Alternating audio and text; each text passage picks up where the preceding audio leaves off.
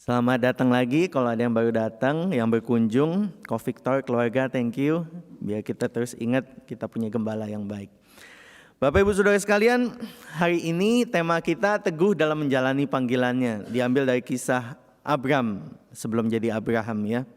Bapak Ibu Saudara sekalian, pernah nggak dapat SMS atau email yang bilang, selamat Anda memenangkan $100.000. Silahkan kontak, hubungi nomor ini atau kirim email, terus harus nyiapin biaya administrasi, pajaknya segala macam, nanti uangnya akan dikirim. Biasanya Bapak Ibu ketika kita dapat email atau SMS kayak gini, langsung saya hapus, saya delete. Karena kayaknya scam udah di mana-mana gitu ya. Lantas saya jadi mikir, waktu firman Tuhan datang atas Abram, pertama kali dia nggak pernah sekolah minggu, dia nggak pernah ke gereja, dia nggak kenal Tuhan. Satu hari itu Allah berbicara kepada dia. Apa kira-kira yang dipikirkan oleh Abram? Kita nggak dikasih tahu bagaimana proses pikirannya. Kita nggak dikasih tahu bagaimana dia cerita ke Sarai istrinya. Setelah sedikit silsilah dari pasal 11 yang sebelumnya tentang keluarga Terah. Jadi kita bisa lihat Abram dan Sarai itu anaknya Terah dan Lot itu ponakannya. Setelah sedikit silsilah tentang keluarga Terah di pasal 11, Allah berfirman kepada Abraham. Dikatakan, pergilah dari negerimu dan dari sanak saudaramu dan dari rumah bapamu ini ke negeri yang akan kutunjukkan kepadamu. Aku akan membuat engkau menjadi bangsa yang besar, memberkati engkau serta membuat namamu masyhur, dan engkau akan menjadi berkat. Aku akan memberkati orang-orang yang memberkati engkau dan mengutuk orang yang mengutuk engkau. Dan lewat kamu, olehmu, semua kaum di muka bumi akan mendapat berkat. Nah, Bapak Ibu Saudara sekalian, ini kalimat yang pertama kali Abram dengar dari Allah. Belum pernah ada encounter, pertemuan sebelumnya. Dan ajakan ini Bapak Ibu Saudara sekalian bukan ajakan sekedar ngajak ngopi yang random gitu ya. Tapi Tuhan memberikan satu tantangan yang sulit. Orang biasanya akan mati-matian mempertahankan status quo. Mereka berujar, apa artinya saya tanpa pencapaian saya? Tanpa itu semua, saya nothing, no one, bukan siapa-siapa. Gak heran orang yang rumahnya disita, usahanya dimakan sama orang kepercayaan, ditinggal pasangan, bisa sangat jatuh depresi. Dan itulah tantangan Allah di sini. Abram perlu melepas support yang mana pada zaman dulu kekerabatan itu sangat penting. Tempat kita dapat sense of identity, sense of community, sense of security, rasa aman, ada kerabat, ada support system. Dan Allah mengajak Abram meninggalkan itu semua dan menjadi pelancong, peziarah, pilgrim. Dan sebenarnya Abram sudah tinggal di tempat yang sangat baik. Ur maupun Haran merupakan dua pusat perdagangan di daerah Mesopotamia, kota besar. Dan Abram dipanggil untuk keluar dari kota besar itu untuk ke suatu tempat yang kita nggak tahu. Tanpa status, tanpa kerabat dan keluarga yang menjadi pengaman juga, tanpa keluarga negaraan, Abram diminta mengikut Allah. Insiden sebelum ini mengingatkan kita akan cita-cita manusia yang kandas dalam hancurnya menara Babel. Mereka ingin menjadi bangsa yang besar, yang namanya masyhur. Kami ingin buat menara yang sampai ke langit untuk membuat nama bagi kami. Bapak Ibu Saudara sekalian, hal-hal tersebut akan dimiliki oleh Abram jika ia menanggapi panggilan Allah. Iya, Allah yang baru dia kenal. Makanya saya pikir ini Abram gimana ya waktu dapat pertama kali. Apakah dia bilang, ini scam gitu ya. Saya mimpi ini, cuman imajinasi saja. Gimana ya? Kita nggak dikasih tahu. Ayat 4 memberitahu kita bahwa lalu pergilah Abram seperti yang difirmankan Tuhan kepadanya. Lot pun ikut bersama-sama dengan dia. Waktu itu umurnya 75 tahun ketika ia berangkat dari Haran. Nah, ayat ini Bapak Ibu Saudara sekalian menunjukkan, memberi kesan bahwa Abram kesannya menjawab dengan spontan. Tanpa nego, tanpa bertele-tele, dia nggak tanya detail. Oke, Tuhan panggil saya, Tuhan belum kasih tahu saya mau kemana, oke, saya jalan. Dan Lot pun ikut bersama dengan dia. Lot pada waktu itu sudah dewasa, sejahtera, kaya, dan mungkin motivasinya akan ingin mendukung Abram dalam perjalanannya. Jadi Abram berangkat bersama dengan Sarai, istrinya, Lot, segala harta benda yang didapat mereka dan orang-orang yang mereka dapat di Haran. Dan setelah tiba dan akhirnya mereka tiba di Kanaan, mereka terus berjalan sampai satu tempat dekat Sikhem, yaitu dekat pohon tarbantin di More. Tarbantin ini pohon oak kalau Bapak Ibu lebih familiar bahasa Inggrisnya. Sikhem, Bapak Ibu Saudara sekalian, merupakan lokasi yang penting di kemudian hari karena di situ tempat tulang Yusuf akhirnya dikubur setelah dia pulang dari Mesir, setelah jadi pemimpin di Mesir. Di situ penobatan Rehoboam serta ibu kota pertama dari kerajaan Israel Utara ketika anak Salomo memecah kerajaan jadi utara dan selatan. Dan daerah ini secara umum Bapak Ibu Saudara sekalian kurang berkembang, sering perang. Jadi Abram diajak dari pusat kota Sydney, New York, diajak ke satu tempat yang masih terbelakang, sangat tidak maju, dan diisi oleh orang-orang Kanaan yang plural. Orang Kanaan ini jadi bukan satu etnis saja, ada banyak orang etnis di daerah tersebut. Bapak Ibu Saudara sekalian, ketika Abram sampai ke situ, Allah tidak hanya berfirman, tapi kali ini menampakkan diri. Di ayat 7 dan 8. Aku akan memberikan negeri ini kepada keturunanmu. Maka di situ didirikannya mezbah bagi Tuhan. Nah, ini informasi spesifik Bapak Ibu Saudara sekalian. Kalau tadi waktu dia dari Haran, dia nggak dikasih tahu kemana. Tapi begitu sampai Kanaan, Tuhan bilang, Tuhan menampakkan diri dan Tuhan bilang, kamu sudah sampai di sini, kamu lihat semuanya, kanan, kiri, depan, belakang, ini bakal jadi keturunanmu punya. Dan kemudian Abram mendirikan mezbah bagi Tuhan.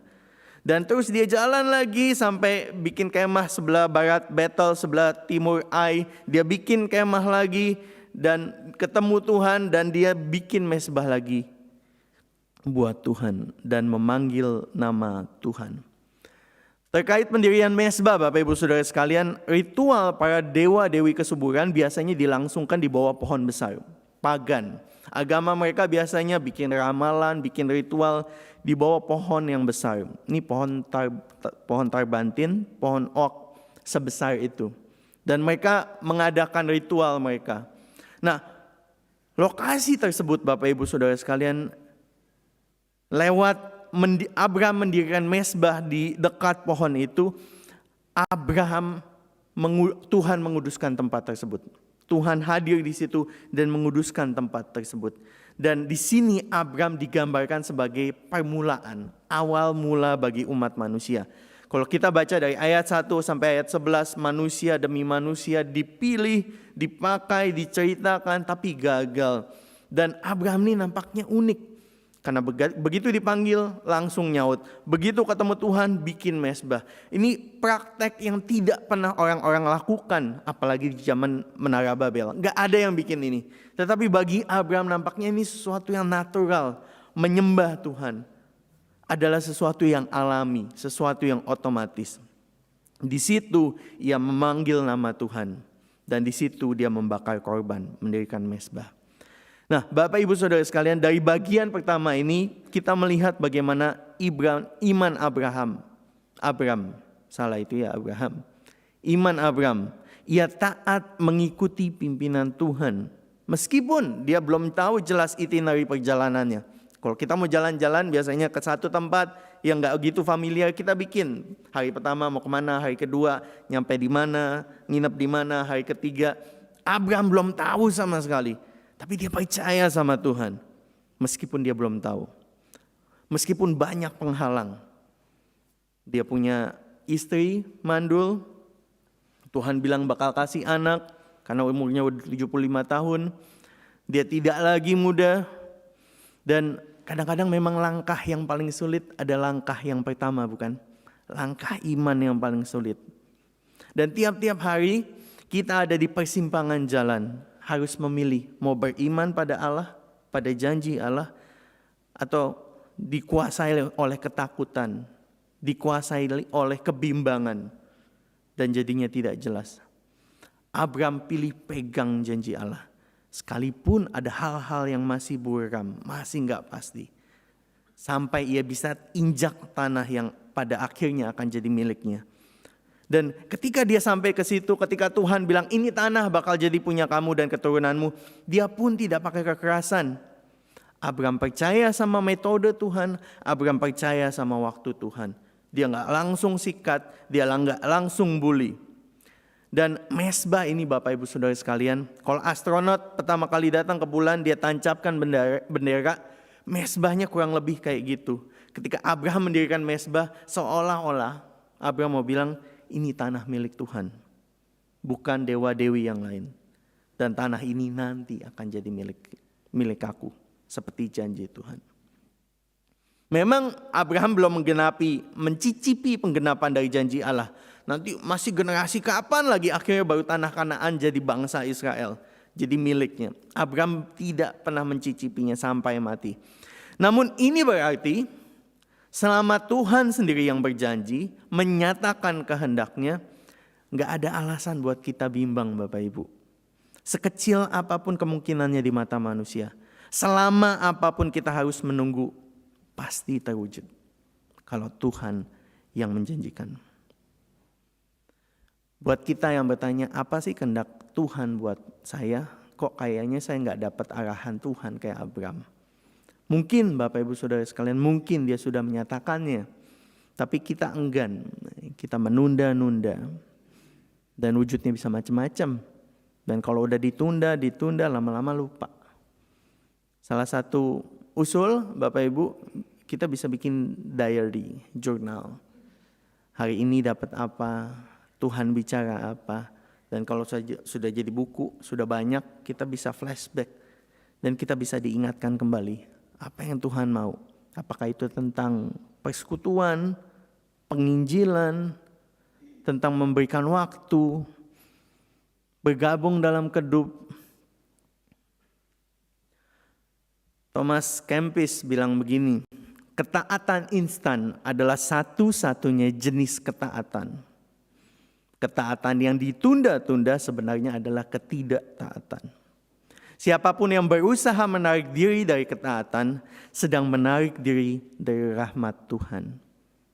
Hanya ketika Abraham taat, ia bisa lihat tanah itu secara langsung. Dia bisa memiliki tanah tersebut. Hanya dengan ketaatan instan, bukan ketaatan yang ditunda-tunda. Dan lewat ketaatan, dia mendapat rahmat Tuhan.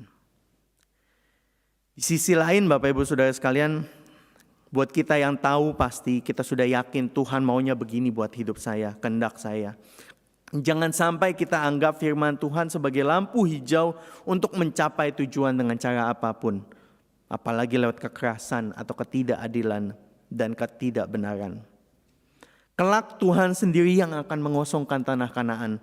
Karena orang Kanaan bejat moralnya. Itu kita baca nanti di Kejadian berikutnya dan di kitab Ulangan.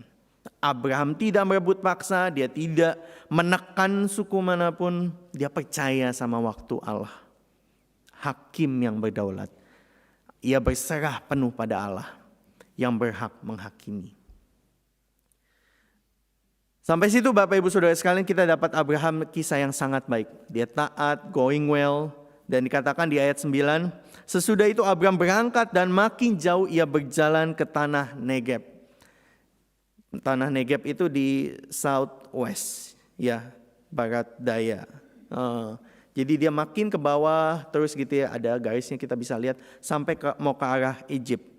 Ketika dia sampai di tanah Negeb di selatan situ, samping kanannya Egypt, Mesir, kelaparan yang hebat timbul di Negeb. Nah, daerah ini Bapak Ibu Saudara sekalian merupakan daerah yang sangat bergantung pada hujan. Jadi kalau nggak ada hujan berarti nggak ada makanan. Kalau nggak ada makanan, kelaparan dan kematian. Pada momen itu, ketika dia sedang berada di tanah yang dijanjikan oleh Allah, dia menghadapi dilema. Tetap tinggal di Kanaan tapi kelaparan, mati, atau pindah ke Mesir. Nggak aman juga, Tapi setidaknya ada kemungkinan untuk bertahan hidup. Dilema yang sulit. Meskipun Abraham telah melangkah dengan iman sebelumnya, ia tetap mengalami kendala yang tak terduga dan tanpa solusi yang jelas. Hidup kita banget ya. Ketika kita melangkah dengan iman bukan berarti semuanya aman. Ketika kita ikut Tuhan gak berarti semuanya langsung lancar. Kelaparan hebat di negeri itu akhirnya bikin Abraham memilih, ya sudah, saya ke Mesir. Dia terusin lagi, turun ke bawah lagi. Nah, kalau kita baca di PL Bapak Ibu Saudara sekalian, ungkapan pergi ke Mesir itu sering kali merupakan alternatif dari percaya pada Tuhan. Misalnya pas bangsa Israel keluar dari Mesir, dihadapkan dengan tidak ada air, kesulitan makanan, dia bilang, aduh mendingan kita balik di Mesir. Banyak makanan di situ, ada semangka, ada mentimun, macam-macam. Mendingan kita pulang daripada percaya sama Allah. Dan kita lihat itu di sini. Abraham yang going well so far, ketika menghadapi dilema, dia goyah. Ya sudah, saya coba Mesir saja. Daripada istri saya, semua orang-orang yang ikut saya mati, saya mencoba peruntungan. Turun ke Mesir sebenarnya merupakan pilihan yang wajar Bapak Ibu, tapi belum tentu bijaksana. Segera saja janji Allah dipertaruhkan. Karena Abraham tidak hanya melepas tanah perjanjian, setidaknya untuk sementara, melepas klaimnya atas tanah perjanjian, tapi juga mempertaruhkan keturunan yang dijanjikan akan menduduki tanah Kanaan. Lewat siapa? Lewat istrinya. Terlepas dari lemahnya iman Abraham akhirnya memilih pindah ke Mesir, dia dihadapkan kembali dengan dilema yang makin sulit. Mau mempertahankan hidup atau mempertahankan martabat istrinya. Kedua-duanya tidak ideal. Jadi dia harus memilih di antara yang jahat. Tapi Abraham mungkin bernalar demikian. Setidaknya saya dan Sarai tetap hidup meskipun Sarai sudah dilecehkan. Jika kita menipu orang Mesir, nanti kita bisa bikin cara lah tetap selamat, tetap hidup, nanti balik lagi ke tanah Kanaan. Mungkin itu pikiran manusia. Kita coba pikir Allah mungkin perlu bantuan. Jadi kita perlu turun tangan. Dan keduanya bersepakat. Abraham bilang, kamu ngaku ya, kamu adik saya. Dan memang tadi di pohon keluarganya jelas ya, dia adiknya Abraham, adik tiri, setengah kebenaran, setengahnya lagi istrinya tidak dibilang. Dan lagi-lagi pilihan rumit Bapak Ibu Saudara sekalian. Kalau Bapak Ibu ada di posisi Abraham, apa yang Bapak Ibu pilih? Jadi sudah lari dari Kanaan, dari Negeb, supaya hidup. Begitu sampai Mesir, masih harus mempertahankan hidup. Pilih hidup atau mengorbankan Sarai. Gak tahu seberapa sering kita menghadapi kondisi macam makan buah si malakama ini. Maju, salah, mundur, kena. Pembelaan diri kita mungkin, gimana kalau semuanya gagal? Kita perlu kompromi. Gimana kalau aku kehilangan pekerjaan karena mengatakan yang sebenarnya? Gimana kalau aku gak jadi dipromosikan karena enggan lembur demi menghabiskan waktu lebih banyak dengan keluarga? Gimana kalau aku gak dapat tender ini dengan main-main sedikit, main di belakang sedikit? Apa jadinya nanti? Familiar ya? Pikiran manusia, pikiran Abraham. Mungkin harus kompromi sedikit. Janji Tuhan oke, selama janji Tuhan gak diotak-atik, kita harus berjuang. Bapak Ibu sebenarnya kalau mau jujur, yang terjadi adalah fokusnya bergeser dari kehendak Allah menjadi kepentingan diri. Tapi Tuhan selalu terbukti dapat diandalkan. Saya sendiri mengalami berkali-kali bagaimana susah ikut Tuhan. Ada jalan kompromi.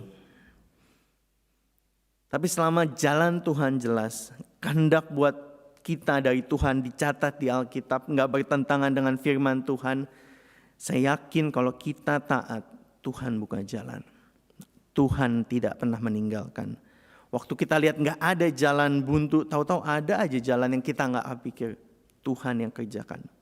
Dan lewat situ justru kita akan makin kagum, makin kejepit, makin mengandalkan Tuhan. Dan akhirnya makin kagum mengalami Tuhan. Karena dia sedang merenda karya yang indah dalam hidup kita. Dia kembali ke tanah Mesir Bapak Ibu. Rombongan Abraham ini besar. Orangnya banyak, binatangnya banyak, hartanya banyak. Kalau mereka datang ke Mesir, mereka pasti menarik perhatian. Dan mereka perlu izin khusus untuk tinggal. Apalagi Mesir adalah kota yang besar. Kontrak ekonomi dan politik yang penting pada setting pada waktu itu biasanya diselesaikan lewat memberikan wanita. Dari pihak yang lemah buat pemimpin pihak yang lebih kuat. Jadi to some extent kita ngerti kenapa Salomo punya banyak istri, banyak gundik. Karena itu cara transaksi mereka pada waktu itu. Dan karena Sarah yang paling menawan di rombongannya Abram, pasti diincar. Dan benar saja prediksi Abram, kecantikan Sarai dipuji habis-habisan di depan Firaun. Sampai akhirnya mereka diundang ke istana. Pendatang, orang asing diundang ke istana. Begitu sampai di istana, ayat 16 bilang dikasih barang-barang yang begitu mewah. Kambing, domba, lembu, sapi, keledai jantan, budak, keledai, dan unta. Kita lihat ini biasa Bapak Ibu, mungkin kalau zaman sekarang dikasih supercar, dikasih jam mewah. Itu barang-barang mewah Bapak Ibu Saudara sekalian pada waktu itu. Ini mahar, mas kawin. Ini kan abangnya ceritanya, yaudah gue mau adikmu, saya kasih ini mas kawinnya. Dikasih ke Abram, pemberian yang mewah. Oh ya, bagi yang gak sadar, salah satu budak Mesir yang diberikan ini akhirnya menjadi gundik Abram dan melahirkan putra bernama Ismail dari sini. Hagar datangnya dari sini, pemberian itu. Jadi kisah berlanjut Bapak Ibu Saudara sekalian, dan ketimbang memelihara panggilan Allah, strategi Abram malah bikin kacau, bikin runyam. Mungkin Abram sukses memperkaya diri. Mungkin Abram sukses semuanya masih hidup. Dan mungkin dia dapat nama, wah ini abangnya selir Firaun yang baru, yang paling cantik. Tapi dia kini terasing dari tanah perjanjian. Dan Sarai jadi selir. Dan ketimbang jadi berkat bagi bangsa-bangsa, Tuhan menjatuhkan tulah yang hebat. Abram tidak jadi berkat buat bangsa-bangsa, Abram membawa tulah bagi bangsa Mesir. Firaun pun membaca situasi, menghubungkan antara tulah dengan kehadiran Sarai. Ini kayaknya klop ini. Tulahnya datang pas Sarai masuk ke istana. Dan ditambah investigasi, akhirnya tahulah Firaun. Sehingga Firaun dapat berkata kepada Abram, apakah yang kau perbuat ini terhadap aku? Mengapa tidak kau beritahukan bahwa ia istrimu? Mengapa engkau katakan dia adikku? Sehingga aku mengambilnya menjadi istriku. Abram yang salah. Firaun dan satu istananya dihukum. Yang ikut kedup, mikir gak waktu bahas pertanyaan? Kok gak fair ya? Ini yang salah siapa sih? Kok Allah tetap bela Abram yang gak ngaku salah? Daud saja yang ngaku salah akhirnya tetap dihukum. Ini Abram gak ngaku salah, aman. Apakah Allah tersandera oleh janjinya sendiri kepada Abram? Terkunci. Jadi meskipun Abram salah, tapi karena Tuhan mau gak mau tetap konsekuen, dia bela Abram. Kok kayaknya ini kesian banget Allah gitu ya, malah terkunci. Mungkin Bapak Ibu Saudara sekalian, dalam insiden ini Firaun hanya korban penipuan pada insiden ini. Tapi sesungguhnya gak ada manusia yang lepas dari salah. Ketakutan Abram bahwa istrinya akan diambil, ia akan dibunuh cukup beralasan. Sekaligus menunjukkan bahwa Firaun siap mengeksploitasi orang asing. Orang asing biasanya masyarakat yang vulnerable, yang rapuh, yang lemah, yang gampang dieksploitasi. Dan Firaun adalah orang yang menyalahgunakan posisinya. Dan Allah mengutuk hal yang demikian. Terkutuklah orang yang memperkosa hak orang asing, anak yatim dan janda. Jadi Firaun enggak benar-benar innocent. Ayat 20 kemudian bilang, sekarang ini istrimu pergilah. Kemudian dia mengantar Abram bersama dengan segala pemberiannya. Meskipun Abram gagal dalam ujian yang Tuhan izinkan, tapi Tuhan tetap pegang kendali. Buat saya kisah ini sangat menghibur Bapak Ibu Saudara sekalian. Mengetahui bahwa anugerah Allah menopang kita. Ia tahu siapa kita. Siapa kita? Bejana tanah liat yang rapuh. Dan dia tidak pernah menuntut kita melebihi kapasitas kita. Ketika kita lumpuh oleh rasa takut, kita gagal bersaksi, kita berkompromi dengan gaya hidup kita, kita ikut-ikutan karena tekanan sosial, Tuhan tidak pernah lepas kendali. Tapi ini bukan berarti kesempatan untuk jadi malas, melempem, jadi Kristen yang setengah-setengah. Abram sendiri terus diuji dan diuji sampai akhirnya Abram bisa mengandalkan Allah secara penuh. Mungkin ini bisa jadi another reason, alasan lain yang bikin kita juga perlu lebih bermurah hati terhadap sesama. Sebab orang percaya, yang percaya Tuhan hari ini gak besok tahu-tahu dewasa. Kedewasaan iman adalah proses yang mana Roh Kudus penuh dengan kasih karunia menuntun kita. Abram ya hitungannya masih orang percaya baru ya. Baru kenal Tuhan, dipanggil, ikut saja. Dia gak punya Alkitab seperti kita. Dia belum punya Taurat. Yang dia tahu adalah perjumpaan dengan Allah saja. Dan di situ dia navigate bagaimana bergaul dengan Allah. Percaya sama Allah. Dan Allah, dari sisi Allah, dia tidak akan membiarkan siapapun menggagalkan rencananya. Firaun sekalipun. Karena dia sudah memilih Abram dan Sarai untuk menjadi cikal bakal bangsa pilihan yang pada akhirnya akan melahirkan Mesias, Tuhan kita Yesus Kristus. Bapak Ibu Saudara sekalian, Kejadian 12 menceritakan ketaatan, keberhasilan, tapi juga kegagalan Abraham yang goyah. Tapi kisah dari Kejadian 12 bukan hanya bicara tentang keberhasilan dan kegagalan Abram. Dengan kacamata yang lebih luas, kita bisa lihat bahwa ini adalah kisah tentang Kristus. Penghubungnya dari Galatia 3 ayat 16. Adapun kepada Abraham diucapkan segala janji itu dan kepada keturunannya. Tidak dikatakan kepada keturunan-keturunannya seolah-olah banyak orang, tapi keturunannya singular, tunggal, yaitu Kristus.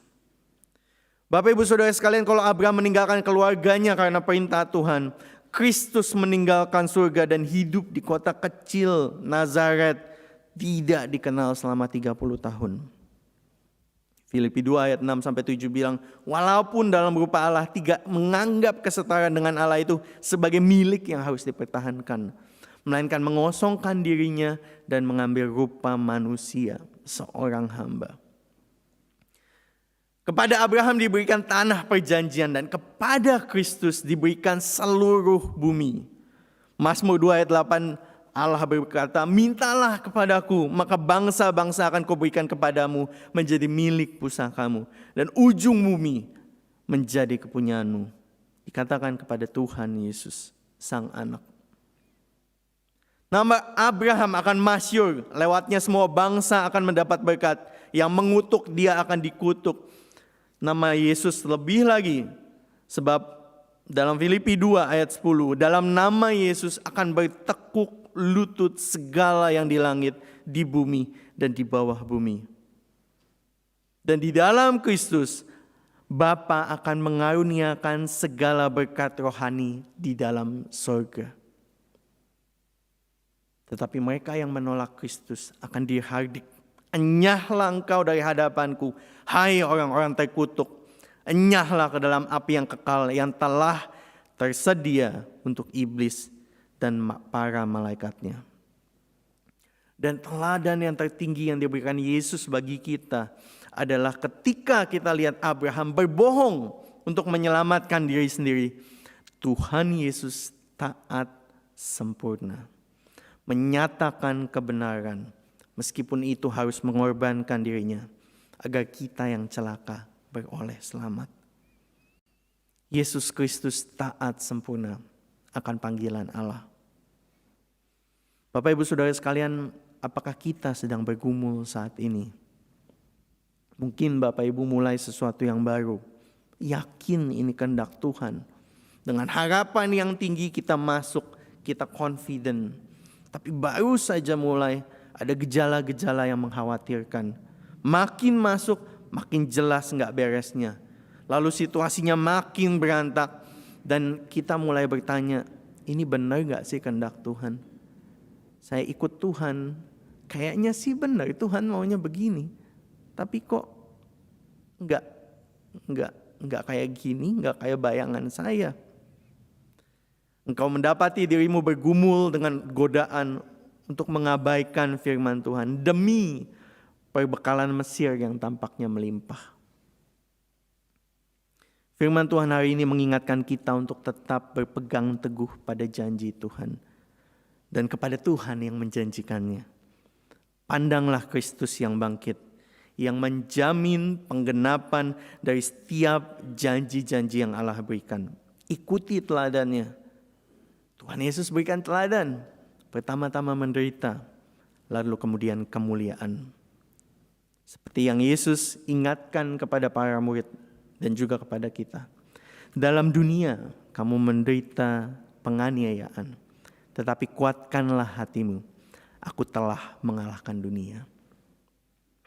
Kesulitan, kelaparan, masalah, padang gurun, pengasingan. Ini semua adalah kata-kata Alkitabiah yang sebenarnya menggambarkan hidup kita. Hidup ini bukan piknik Bapak Ibu Saudara sekalian. Dan memang tidak pernah dimaksudkan untuk jadi piknik. Kalau piknik happy, seneng. Tapi kita ini pelancong, peziarah, pilgrim. Kita enggak sedang piknik. Dan kebangkitan Kristus menjadi jangkar yang kokoh. Bahwa janji Allah yang lainnya pasti digenapi. Yang paling besar sudah digenapi. Yang lain tinggal tunggu waktu. Dan di tengah kesenjangan antara janji Allah yang kita tahu dan realitas hidup kita, ada gap yang besar itu, kita diajak untuk mengikut jejak juru selamat kita. Suatu hari celah itu akan tertutup. Kita akan selamanya bersama Tuhan dalam kemuliaan. Dan sambil menantikannya terwujud, kita dapat berkata dengan mantap Roma 8:37. Tetapi dalam semuanya itu, kita lebih daripada orang-orang yang menang melalui Yesus yang telah mengasihi kita. Amin. Mari kita berdoa.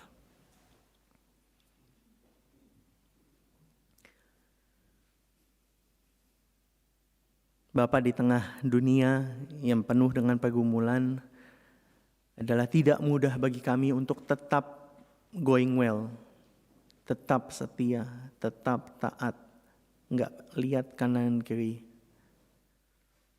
Dan kami tahu Bapa, ketika Engkau panggil kami mengikut Engkau, enggak semuanya bakal oke. Jadi orang Kristen bukan tiket jalan mulus ke surga. Tapi kami juga tahu di tengah pergumulan itu Tuhan gak pernah ninggalin. Terima kasih untuk firman-Mu, terima kasih untuk kisah Abram. Yang darinya kami bisa berkaca tentang hidup kami. Hidup kami yang naik turun dalam mengikut Tuhan. Bapa, ketika fokus kami mulai shifting, mulai geser dari janji Tuhan, penyertaan Tuhan kepada diri kami, kenyamanan kami. Tolong kami, ingatkan kami supaya kami boleh shift back, refocus, balikin lagi pandangan kami ke Tuhan. Karena itu satu-satunya syarat, satu-satunya jalan untuk kami bisa going well dalam hidup kami. Tolong kami Bapa dalam pergumulan kami masing-masing. Tolong kami. Kami mau berdoa Bapa, berdoa untuk beberapa hal. Kami mau berdoa untuk Australia dalam pergumulan setiap anak-anak Tuhan menjadi saksi di tengah konteks yang makin hostile. Kami bersyukur untuk iman Tuhan. Kami berdoa supaya kami boleh terus jadi saksi Tuhan di tengah tekanan untuk confirm, di tengah tekanan untuk kompromi, biar kami boleh tetap jadi terang. Terima kasih karena Engkau sudah menguatkan kami sampai sejauh ini, menguatkan kami untuk setia. Tolong kami untuk boleh jadi saksi Tuhan. Bapak, kami mau berdoa juga untuk Pendeta Johnny yang sebentar Rabu, Kamis akan tiba di sini. Berdoa untuk perjalanan, berdoa untuk semua syarat-syarat boleh going well, dan terutama berdoa supaya iman mereka boleh makin teguh di dalam Tuhan lewat perjalanan mereka. Dan Bapak, kami berdoa untuk setiap jemaat yang di sini maupun yang online, kami yang bergumul dalam sakit kami yang gak mobile, kami yang terbatas, kami yang kadang-kadang mengasihi diri kami, mengasihani diri kami karena kondisi kami. Bapak, ingatkan kami, kuatkan kami, teguhkan percaya kami, supaya kami boleh terus bersandar sama Tuhan. Kami bisa bilang sama Tuhan saja cukup, punya Tuhan saja cukup. God is enough. Terima kasih Bapak, terima kasih untuk semuanya. Kami bawa semua doa ini menutup dengan doa yang Tuhan Yesus ajarkan. Bapa kami yang ada di surga, dikuduskanlah nama-Mu. Datanglah kerajaan-Mu, jadilah kehendak-Mu di bumi seperti di surga. Berikanlah kami pada hari ini makanan kami yang secukupnya. Ampunilah kami akan kesalahan kami, seperti kami juga mengampuni orang yang bersalah kepada kami. Dan janganlah membawa kami ke dalam pencobaan, tapi lepaskanlah kami dari yang jahat. Karena Engkau yang punya kerajaan dan kuasa dan kemuliaan sampai selama-lamanya.